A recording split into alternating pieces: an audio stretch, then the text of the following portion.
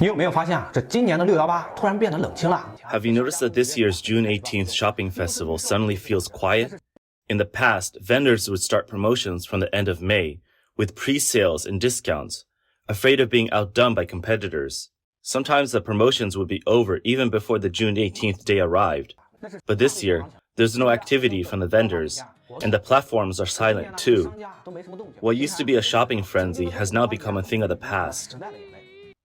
The June 18th Shopping Festival is one of China's most popular shopping festivals. Every year before June 18th arrives, vendors start their promotions more than half a month in advance. To make shopping more attractive and fun, in previous years, major shopping platforms like Taobao, JD.com, and Pinduoduo would roll out all sorts of bizarre discount policies, leaving buyers dazzled. But this year, the atmosphere before June 18th is clearly different from previous years. Not only is there no Grand Prix promotion, but some vendors and platforms are quietly lowering prices to attract consumers. Due to the continued weakness of China's economy, consumers are holding tightly onto their wallets. Despite the major e-commerce platforms in China competing to offer significant discounts to attract customers, this year's June 18th has turned into the most brutal shopping festival ever. On June 20th, the top headline from a Chinese e-commerce news website was, "Vendors face the most difficult June 18th ever, with return rates as high as 80%. This news came from an internet user. She said that her friend's women's clothing online store generated nearly 10 million yuan, equivalent to about 1.4 million US dollars, in sales during June 18th. However, after deducting 3.5 million yuan in pre-shipping refunds and 3.8 million yuan in returned goods refunds, and excluding various costs, the estimated loss is 500,000 to 600,000 yuan. That's equivalent to a loss of roughly 70 to 80,000 US dollars. Initially, the estimated return rate was less than 50%, but the actual rate soared to 80%. The losses are not limited to the women's clothing store revealed by the user. After June 18th ended, a Chinese media reporter discovered during an investigation into the promotions that the women's clothing industry had become a hotspot for returns. The head of this women's clothing e-commerce said to the camera, "This year's sales have increased by 20 to 30% compared to last year, and overall, both stocking and shipping have been quite normal. However, the return rate for women's clothing has skyrocketed. The women's clothing industry has always been a high return rate in e-commerce, and looking at our store's revenue, the return rate has indeed risen compared to previous years. Our return rate was around 25% in the past few years, but this year it has been a slight increase." In China, June 18th is the second largest annual sales event, second only to Double 11 or Singles Day. The first to launch the June 18th shopping festival was the JD.com shopping platform. JD.com introduced June 18th promotions for the first time in 2010, with a promotion lasting only one day. After the success of the June 18th shopping festival, other Chinese e-commerce platforms also joined in, and most platforms started running promotions that lasted for several weeks. This year's June 18th shopping festival began with price cuts. Alibaba was the first to launch the 50% off promotion for the Lululemon clothing brand, while competitors like ByteDance and Pinduoduo also offered unprecedented discounts. Major e-commerce companies invited top celebrities to promote products through live streaming videos. Some companies even promised unconditional returns to boost their competitive edge. According to big data company Synton, by the end of the shopping festival on Thursday, June 20th, the gross merchandise value, GMV, of goods had dropped by 7% compared to the same period last year. That's a decrease of 743 billion yuan, equivalent to 102 billion US dollars in sales. Synton, which has been tracking June 18th shopping data since 2016, noted that this year has been tough for the e-commerce industry. The slowdown in growth for traditional e-commerce giants like Alibaba and JD.com might be due to increased competition from rivals like ByteDance and Pinduoduo. However, the overall decline in sales suggests that consumer confidence, which waned during the pandemic, has yet to fully recover. Unlike in previous years, to mask the disappointing performance, the three major e-commerce groups, Alibaba, JD.com, and Pinduoduo, refused to disclose official GMV data this year. Instead, they provided limited data points to highlight growth. For example, Alibaba stated that the GMV of over 36,000 brands had doubled. In an effort to present satisfactory sales figures, many e-commerce platforms have been extending the promotion period. By the increasingly long promotion periods and the introduction of new channels offering year-round discounted products have gradually diminished the novelty and appeal of the June 18th event.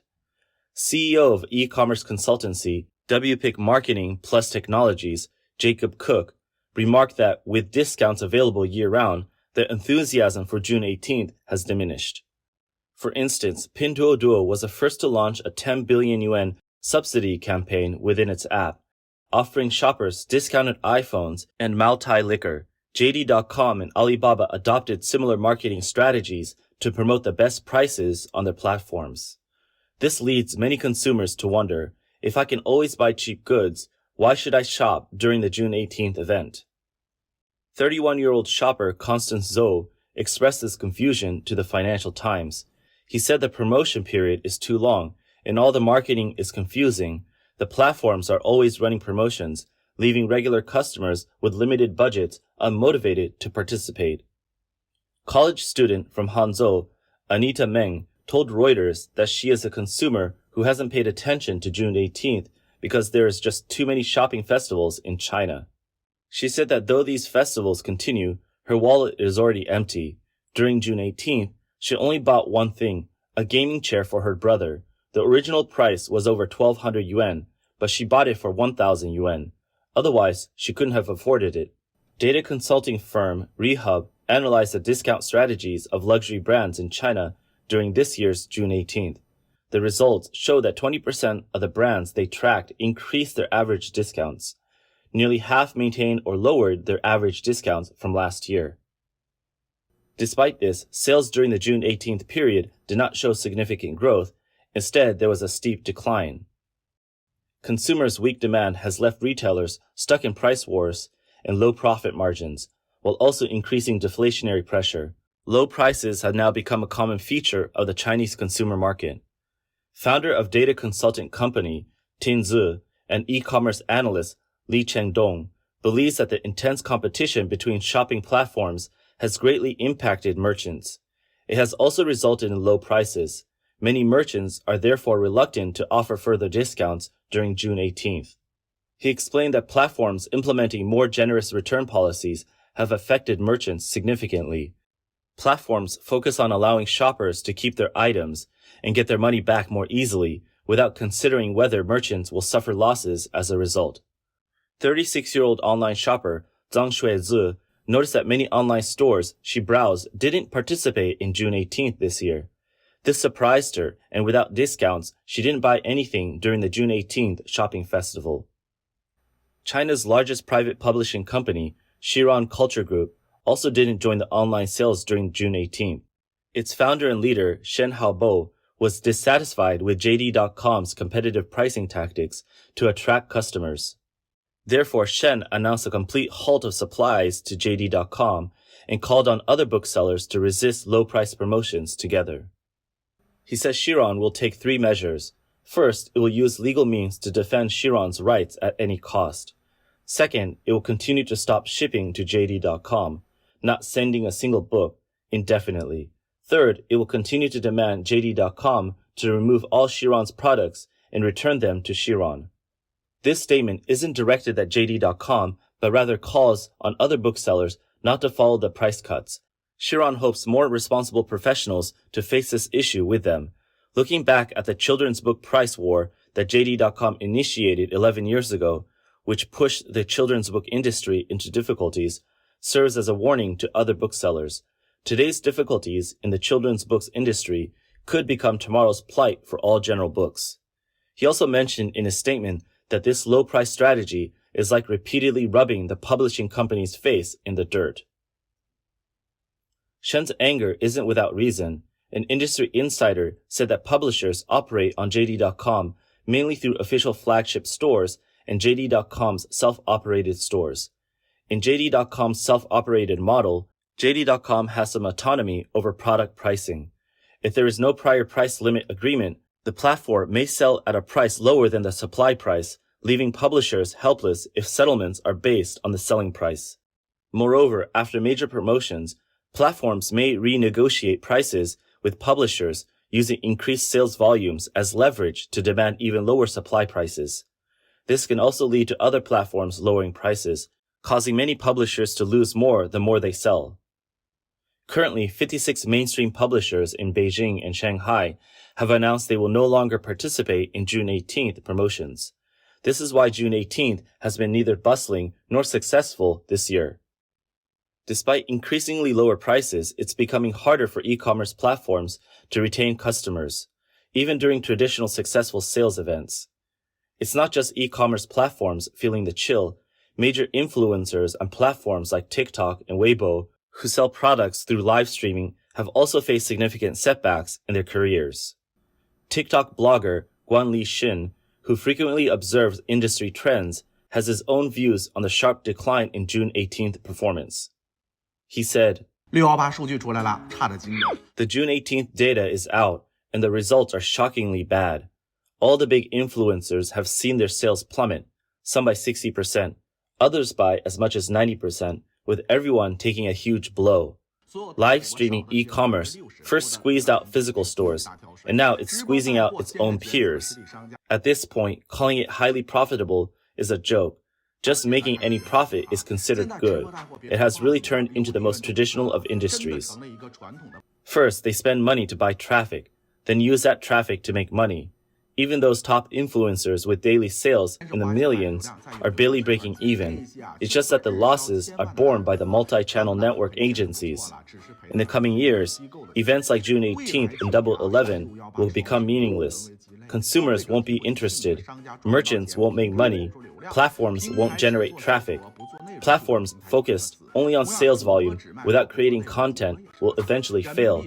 And similarly, influencers who only sell products without creating content will also fail. At the end of the day, no amount of money can buy genuine consumer interest. A Chinese e-commerce news website on June 20th reported that actor and live stream seller Jia Nailiang became the new TikTok sales king during the June 18th. Also, his live streaming room on video account reached tens of millions of viewers in a single session. But the main focus was that most of the big influencers faced a cold reception during this year's June 18th.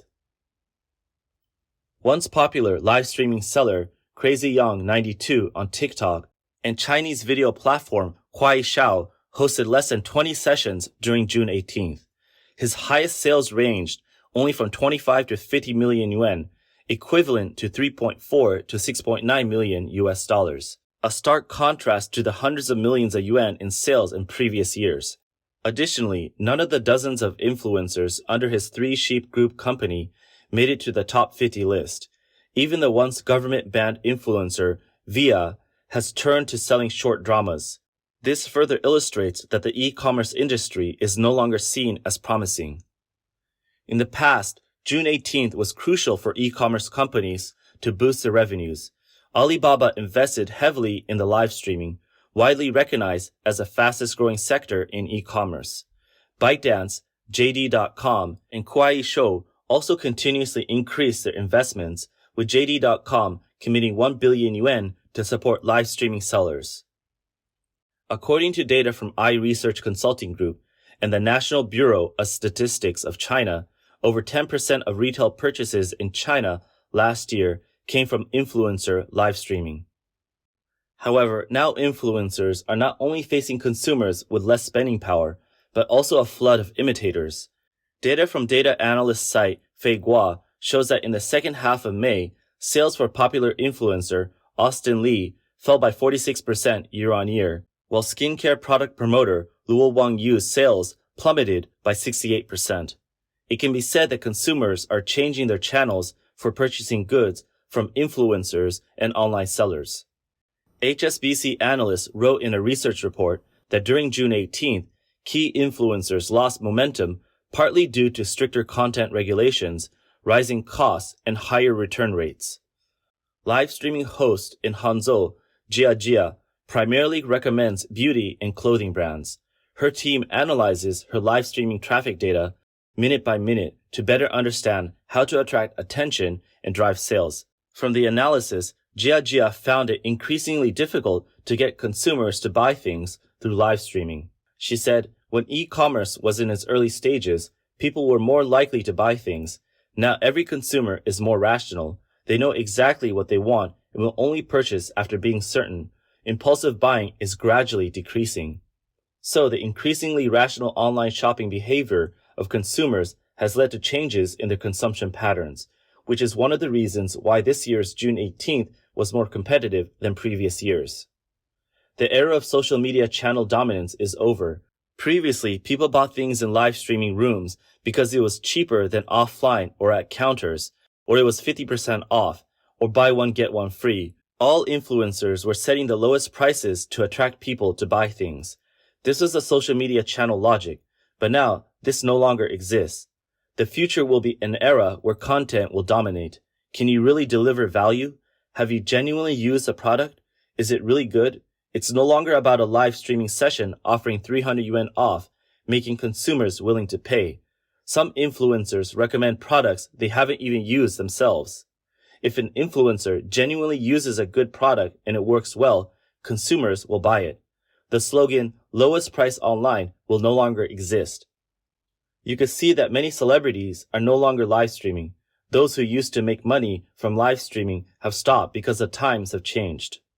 But the fundamental reason making June 18th shopping festival difficult is that consumers have no money, leading to downgraded consumption.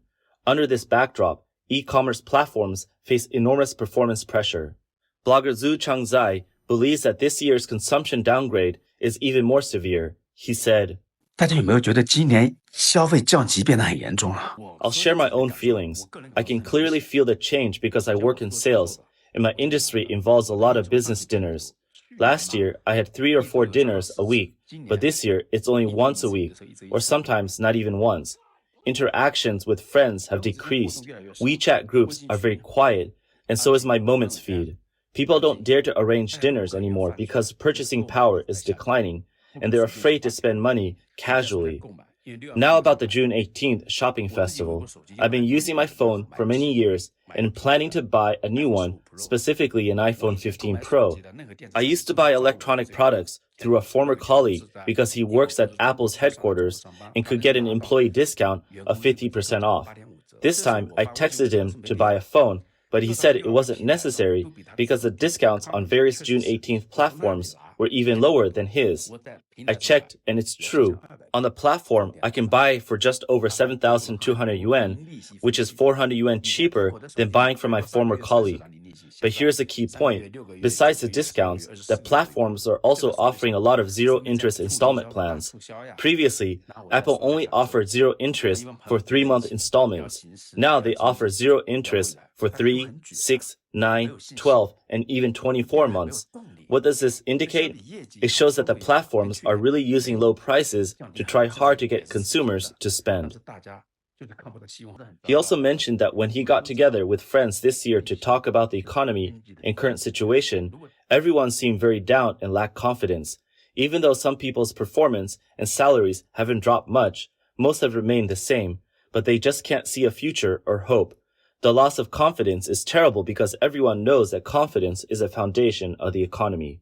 Without confidence, how can you stimulate consumption? Where's the motivation to buy things? People really don't dare to buy anything now. Housing prices have dropped significantly, car prices have plummeted, and no one is buying. Even if they have money, they don't dare to invest in businesses because everything seems to lose money. Buying stocks loses money, business profits are too thin, prices are too transparent, and the competition is intense. Everyone is exhausted by the economy, holding on to their money without letting it flow. This is the worst situation. Due to the sluggish real estate market, weak wage growth, and high youth unemployment rates, Chinese consumers are worried about their personal wealth and thus unwilling to spend. As people focus on buying necessities at the lowest prices, shopping festivals like June 18th not only fail to stimulate consumption, but may also hinder its rebound. 45-year-old Kang Li is one of those becoming increasingly frugal and avoiding non-essential purchases. She says she only bought some clothes and shoes for her kids and skincare products for herself. She stocks up during the June 18th shopping festival so she doesn't need to buy household items until the Double 11 festival.